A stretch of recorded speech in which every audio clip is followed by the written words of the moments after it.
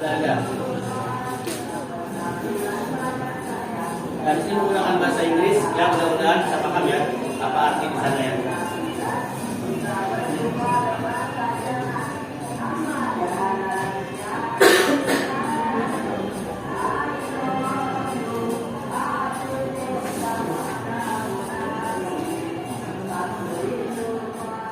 Terjadi di sebuah kapal, ya, kapal USS Renville. Jadi bukan di sebuah gedung ataupun di sebuah hotel, tapi ada di sebuah kapal.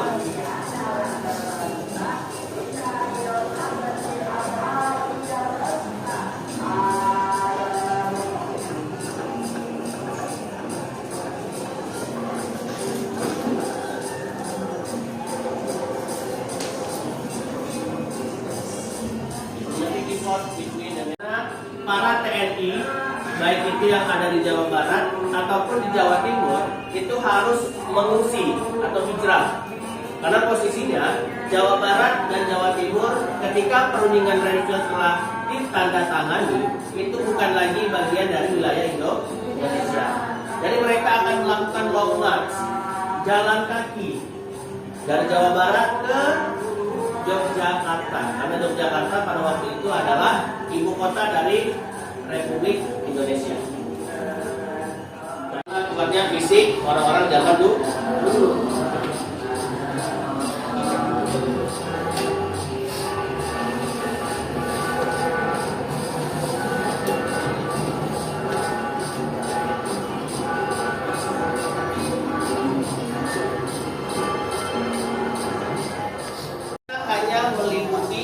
Yogyakarta, Jawa Tengah, dan Sumatera. Berarti semakin sempit ya. Yang awalnya wilayah Indonesia itu ada dari Sabang sampai Merauke, kemudian di Perjanjian Linggarjati itu juga semakin menyempit dan semakin sempit lagi ketika perundingan Renville.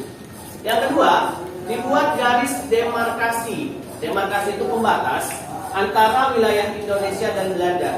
Garis ini sering disebut juga dengan garis Van Hoek, ya, karena Van Hoek ini adalah tokoh yang mempunyai andil dalam perundingan Renville. Yang ketiga, TNI yang ada di Jawa Barat dan Jawa Timur harus keluar dari daerah tersebut, ya.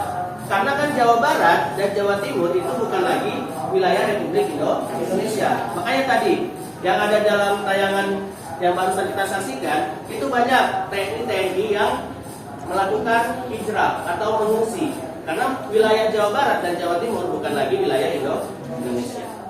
Berbagai latar belakang, suku, budaya, dan akhirnya suku dan budaya yang sudah digabungkan tadi itu akan menciptakan sebuah identitas nasional, yaitu Indonesia. Nah, menurut Howard Friedrich, integrasi itu adalah penyatuan bangsa atau suku berbeda dari suatu masyarakat menjadi satu kesatuan yang utuh. Anggap kalian ini adalah masyarakat yang dikumpulkan dalam suatu wadah, dalam suatu lingkungan yang bernama 12 IPS 1. Ya, kalian pasti berasal dari latar belakang yang berbeda. Ya, ketika masuk ke dalam 12 IPS 1, kalian itu disatukan menjadi satu kesatuan masyarakat yang utuh, yang memiliki satu identitas bersama. Seperti halnya kelas ini.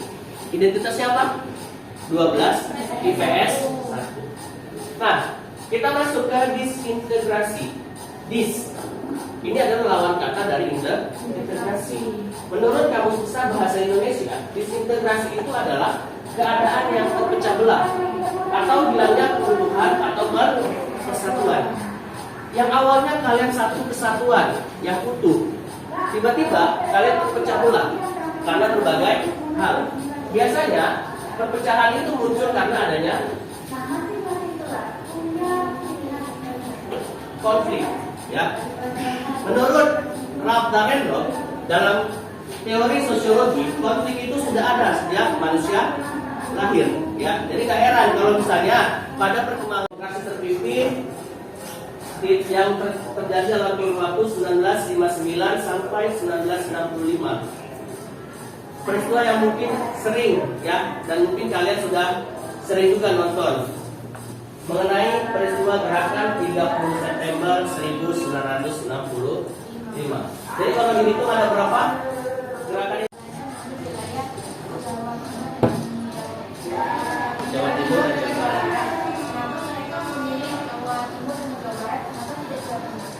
Tuh. Oke, pertanyaan dari Azifa, kenapa dalam perundingan review wilayah yang diambil itu hanya Jawa Barat dan Jawa Timur? Kenapa tidak Jawa Tengah? Ada yang bisa jawab? Kenapa? Kenapa? Mari. Sumber daya. Sumber daya apa nih? Sumber daya alam kah? Sumber daya manusianya kah? Keduanya, SDA, SDM. Oke. Masih kurang. Ada lagi yang mau menambahkan? Kenapa bukan Jawa Tengah? Kenapa ini?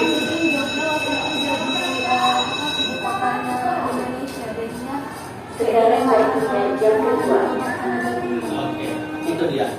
Jawabannya adalah karena Jawa Tengah ada Yogyakarta, dan Yogyakarta waktu itu adalah ibu kota dari Indonesia. Itu jawabannya. Oke, kalau tidak ada pertanyaan, nah kelas akan Bapak bagi dalam 4 kelompok, langsung berbaris saja ya. Kelompok 1, kelompok 2, kelompok 3, dan kelompok 4. Nah, dari teman-teman PKI itu kami mencapai pesantren.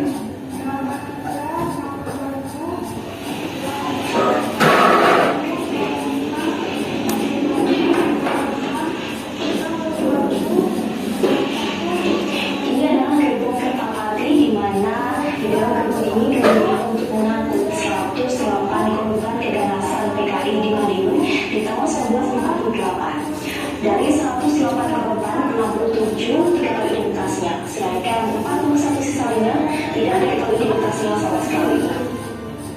Ada kepala di tahun kiri. Dua kekuatan itu berkumpul di Madiun yang kemudian akan mengadakan gerakan untuk menggulingkan pemerintahan Soekarno.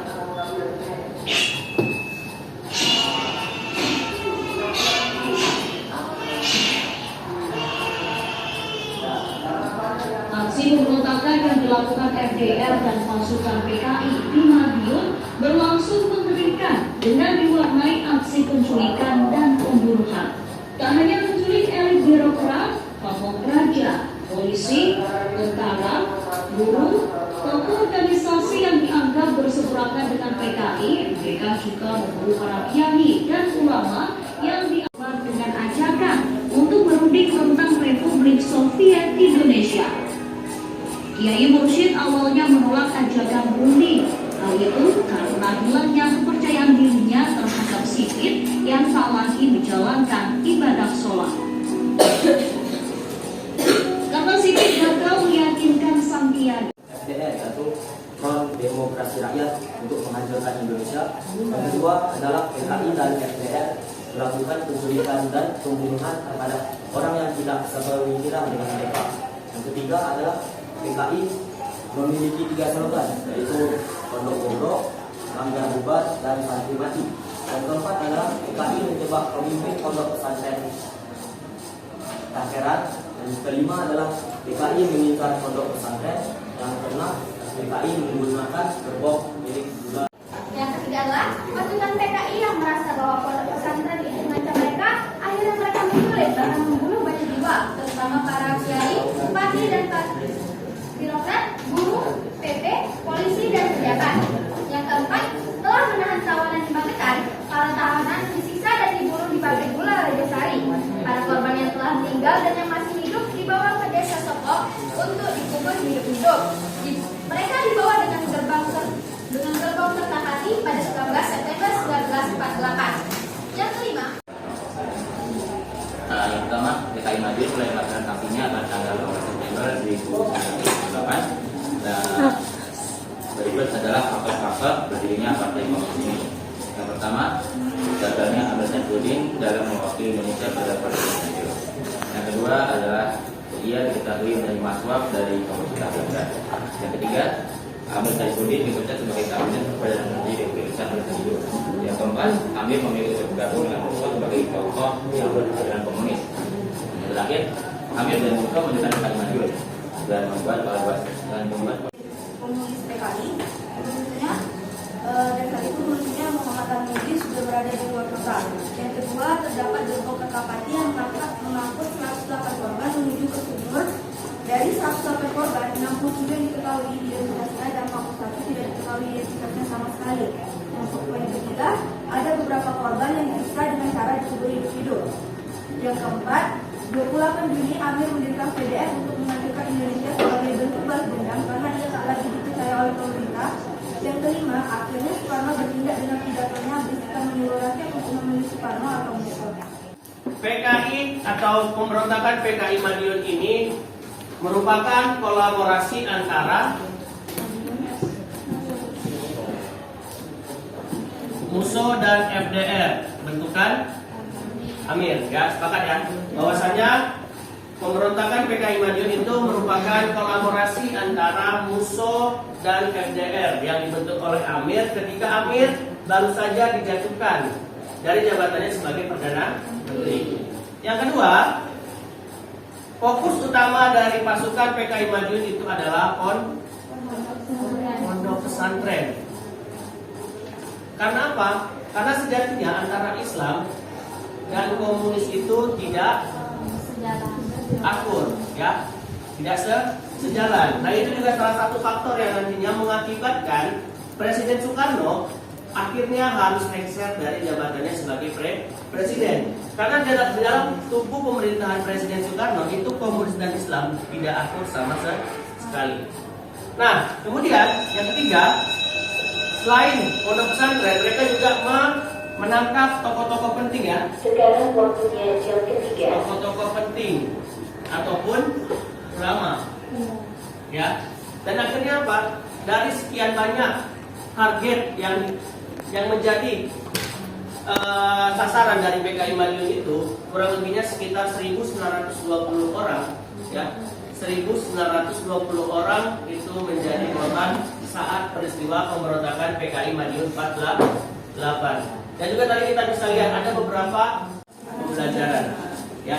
Hari ini kenyataan yang sedang kita hadapi dan masa depan adalah sesuatu yang akan kita rencanakan supaya apa? Supaya nanti di masa depan kita tidak mengulangi kesalahan-kesalahan yang sudah kita buat di masa sebelumnya. Itu adalah pentingnya belajar sejarah. Oke, terima kasih. Bapak akhiri pertemuan hari ini. Terima kasih atas perhatiannya. Wabillahi taufiq wal hidayah. Wassalamualaikum warahmatullahi wabarakatuh. Waalaikumsalam.